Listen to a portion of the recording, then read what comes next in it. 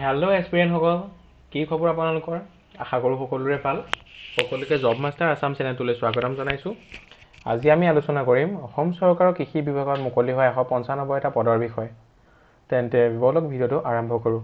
আপোনালোকে ভিডিঅ'টো শেষলৈকে চাব, তেতিয়াহে বুজি পাব কিদৰে এপ্লাই কৰিব লাগিব, লাষ্ট ডেট কেতিয়া, দৰমহা কিমান হ'ব, জব লোকেশ্যন ক'ত হ'ব, কোৱালিফিকেশ্যন কিমান লাগিব, সকলোবোৰ। আছাম এগ্ৰিকালচাৰ ডিপাৰ্টমেণ্টে APSC আণ্ডাৰত এক্সাম কণ্ডাক্ট কৰিবলৈ গৈ আছে, যাৰ পোষ্টৰ ৰেংক হৈছে agriculture development officer. Total post হৈছে 169টা। ইয়াৰ লাষ্ট ডেট হৈছে এপ্লাই কৰাৰ 17 এপ্ৰিল 2025। ইয়াৰ বাবে এডুকেশ্যন কোৱালিফিকেশ্যন লাগিব।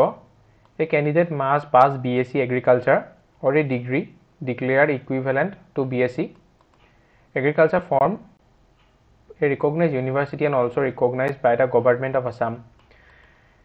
কেণ্ডিডেটজনে BSc পাছ কৰা হ'ব লাগিব, লগতে এগ্ৰিকালচাৰ ইউনিভাৰ্চিটি এটা ইকুইভেলেণ্ট ডিগ্ৰী থকা হ'ব লাগিব।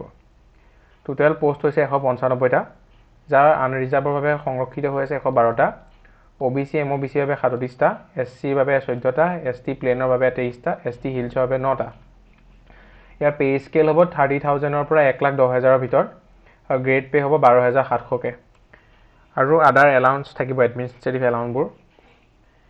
কিছুমান ক্ৰাইটেৰিয়া লাগিব যিসকলে এপ্লাই কৰিব বিচাৰে। Must be citizen of India, মানে ইণ্ডিয়াৰ চিটিজেন হ'ব লাগিব। Residentship, the candidate must be a permanent resident of Assam. কেণ্ডিডেটজন তেখেতৰ PRC চাৰ্টিফিকেট থাকিব লাগিব, তেওঁ পাৰ্মানেণ্টলি অসমৰ বাসিন্দা হ'ব লাগিব। Age limit, the candidate should not be less than 21 years of age and not more than 38 years of age. কেণ্ডিডেটজনৰ 21 বছৰ কম হ'ব নোৱাৰিব বয়স, আৰু 38ৰ বেছি হ'ব নোৱাৰিব। এজ ৰিলেক্সেশ্যন দিয়া হৈছে SCৰ বাবে 5 বছৰ, STৰ বাবে 5 বছৰ, OBC MOBCৰ বাবে 3 বছৰ, PWBDৰ বাবে 10 বছৰ। আৰু এমপ্লয়মেণ্ট এক্সচেঞ্জৰ কাৰ্ড নাম্বাৰ থাকিব লাগিব, আৰু স্মল ফেমিলি নৰ্মছৰ ক্ৰাইটেৰিয়া ফ'ল' কৰা হ'ব লাগিব। ইয়াৰ এপ্লিকেশ্যন ষ্টাৰ্টিং ডেট হৈছে 18 মাৰ্চ 2025, আৰু ইয়াৰ লাষ্ট ডেট হৈছে 17 এপ্ৰিল 2025। SC ST BPL PWDৰ বাবে এপ্লিকেশ্যন ফিজ হৈছে 47 টকা 20 পইচা, OBC MOBCৰ বাবে 197 টকা 20 পইচা, জেনেৰেলৰ বাবে 297 টকা 20 পইচা।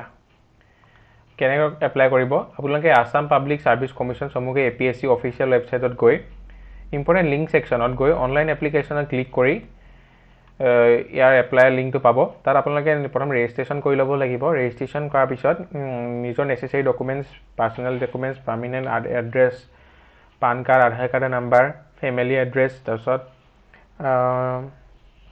Matriculation certificate, HS certificate, BSc certificate, তাৰপিছত এগ্ৰিকালচাৰ ইউনিভাৰ্চিটি চাৰ্টিফিকেট, সকলোখিনি দিয়াৰ পিছত এপ্লিকেশ্যন ফিজটো পে' কৰি ছাবমিট কৰিব লাগিব। ছাবমিট কৰাৰ পিছত এটা প্ৰিণ্ট কৰিবলৈ এটা অপশ্যন আহিব, এটা ৰেফাৰেঞ্চ ID আহিব, সেইটো আপোনালোকে প্ৰিণ্ট কৰি ৰাখি থ'ব, যিটো আপোনালোকে ফিউচাৰ মানে এডমিট কাৰ্ডখন ডাউনলোড কৰাত সহায় হ'ব। আপোনালোকে স্মল ফেমিলি নৰ্মছৰ এইখন চাৰ্টিফিকেট এইখন ফিল আপ কৰিব লাগিব, নিজে ফিল আপ কৰি এপ্লাই কৰি ছাবমিট কৰিব লাগিব।